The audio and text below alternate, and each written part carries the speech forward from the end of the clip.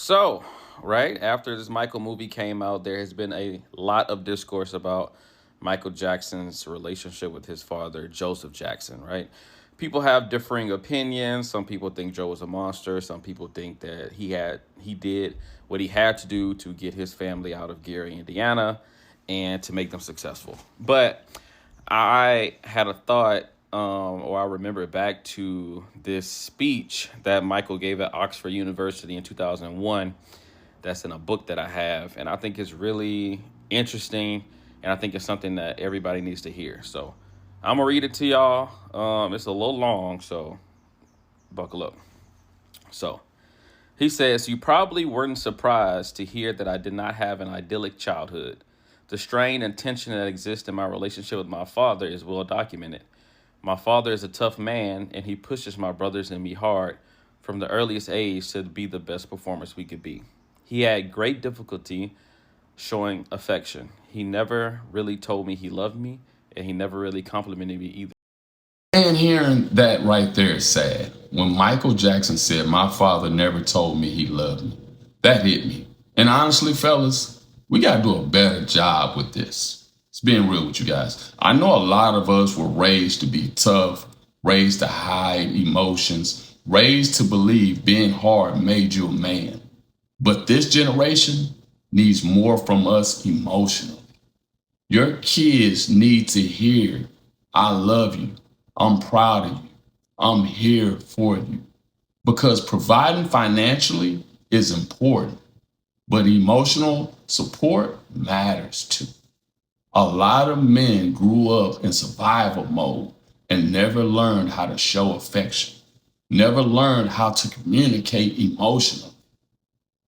But at some point, we got to break that cycle because sometimes a child can grow up successful on the outside while still feeling emotionally empty inside. Play the clip. Tell me it was a good show, and if I did an okay show, he told me it was a lousy show. He seemed intent above all else on making us a commercial success, and at that, he was more than adept. My father was a managerial genius, and my brothers and I owe our professional success in no small measure to the forceful way that he pushed us. He trained me as a showman, and under his guidance, I couldn't miss a step. But what I really wanted was a dad. I wanted a father who showed me love, and my father never did that. He never said, "I love you," whilst looking me straight in the eye. He never played a game with me. He never gave me a piggyback ride. He never threw a pillow at me. But I remember once when I was about 4 years old, there was a little carnival and he picked me up and put me on a pony. It was a tiny gesture, probably something he forgot 5 minutes later. But because of that one moment, I had this special place in my heart for him. Because that's how kids are. The little things mean so much to them. And for me, that one moment meant everything. I only experienced it that one time, but it made me really feel a lot differently about him and the world.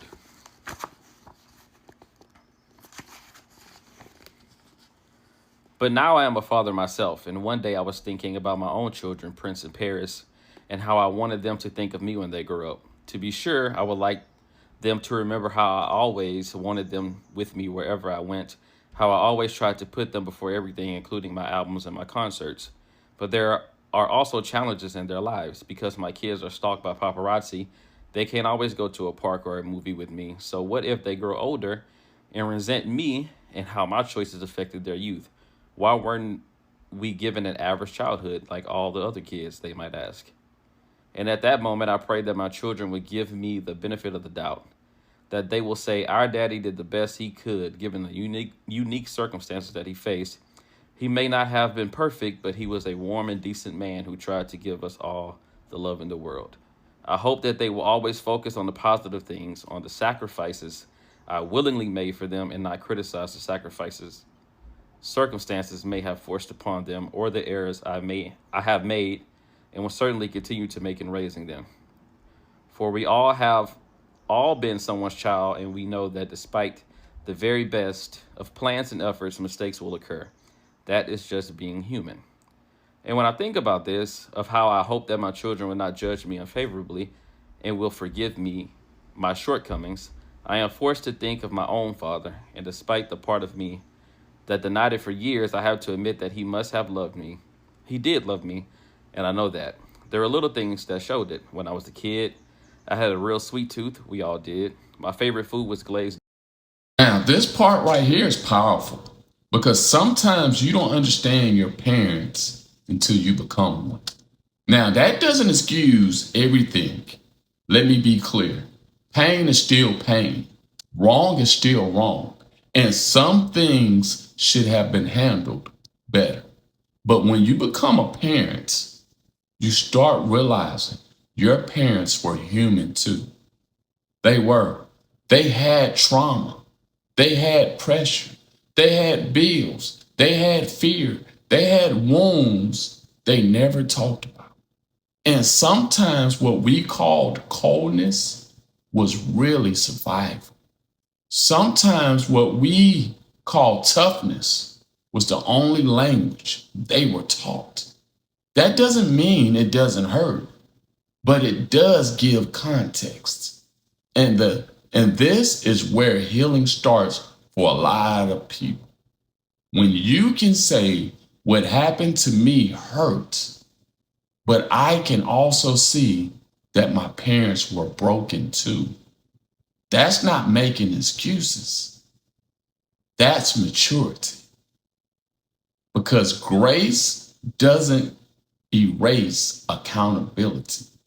Grace just helps you stop carrying hate. Donuts, and my father knew that. So every few weeks, I would come downstairs in the morning, and there on the kitchen counter was a bag of glazed donuts. No note, no explanation, just the donuts. It was like Santa Claus. Sometimes I would think about staying up late so I could see him leave them there, but just like with Santa Claus, I didn't want to ruin the magic for fear that he would never do it again. My father had to leave them stealthily at night so no one might catch him with his guard down. He was scared of human emotion. He didn't understand it or know how to deal with it, but he did know no nuts. And when I allow the floodgates to open up, there are other memories that come rushing back. Memories of other tiny gestures, however incomplete, that showed he did what he could. So tonight, rather than focusing on what my father didn't do, I want to focus on all the things he did do and on his personal challenges. I want to stop judging him. I have started reflecting on the fact that my father grew up in the South in a very poor family.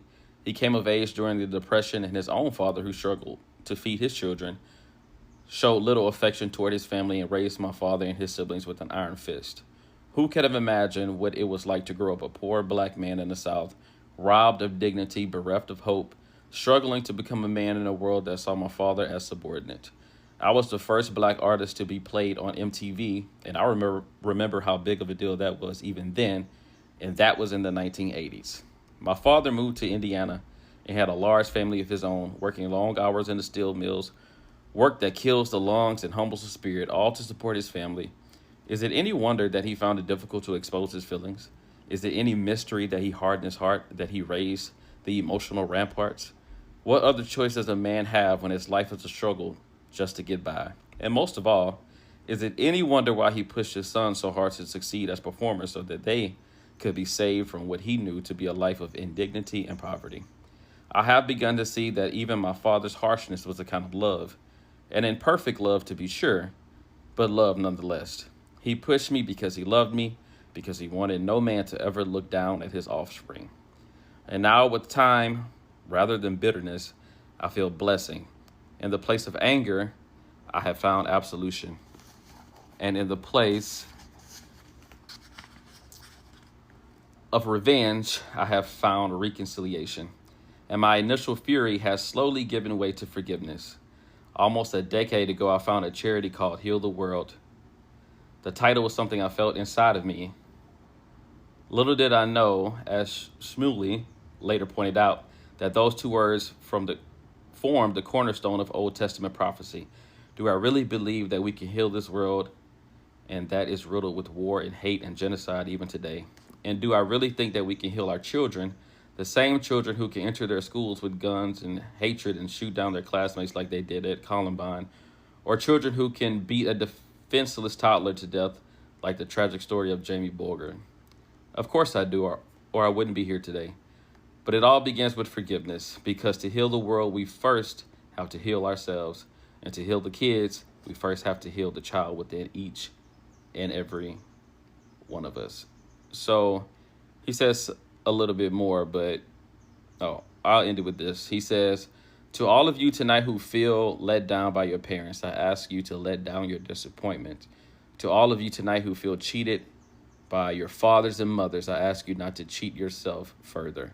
And to all of you tonight who feel like telling their parents they can go to hell, I ask you tonight to extend your hand to them instead. Man, that right there, that is a powerful way to end it. Because look, I know some of y'all are hurt.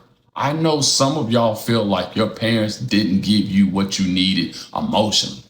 Maybe they didn't say I love you enough. Maybe they didn't hug you enough. Maybe they were hard. Maybe they were distant. Maybe they didn't show up the way you needed them to. And I'm not here to erase your pain. Your pain is real. But I am here to say this. I want you guys to really think about this. Before you throw away your parents, ask yourself, how were they raised? Do they still have trauma that they were dealing with?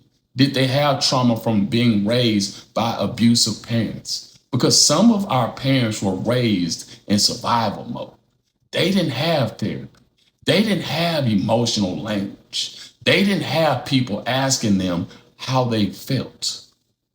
They were taught to work, provide, stay strong, keep moving. And yes, that caused damage. But healing doesn't always start with cutting people off. Sometimes healing starts with extending grace while still having boundaries. So to the adult child watching this, I'm not telling you to run back into dysfunction. I'm not telling you to ignore disrespect. I'm not telling you to pretend nothing happened. But if there is still a door open, if there is still a chance for a conversation, if there is still love somewhere underneath all that pain, maybe don't lead with punishment. Lead with truth. Lead with grace. Lead with accountability. Lead with one honest conversation. Because one day you may wish you had reached out while they're still here. And to the parents watching this, don't waste that opportunity. If your child extends their hand, don't defend first. Don't dismiss first. Don't make excuses first. Listen first. Because sometimes the healing a family needs starts with somebody being brave enough to stop fighting and finally say, I hear you. Guys, my name is Aaron Real Talk. I appreciate you guys. Make sure you like, follow, share.